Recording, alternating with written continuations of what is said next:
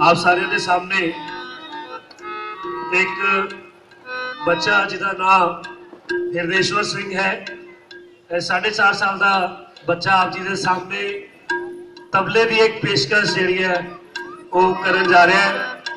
बाबा जी की कृपा के नाल, गुरु साहब की बख्शिश के नाल इस बच्चे के अंदर तबला सीखने की बड़ी चाह हैगी है। आप सारे ने असीस बख्शनी जी इस बच्चे को कि इस तरीके के नाल चढ़ती कला में रहे हमेशा ही। इन्हों के नाल इन्हों के सर उस्ताद ने सरदार सुखबीर सिंह जी जो इन्हों तबले की गाइडेंस दे रहे हैं।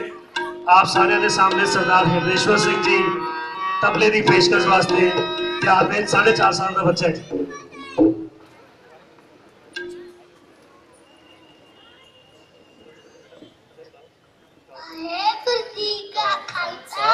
वाहेगुरु जी की फतेह।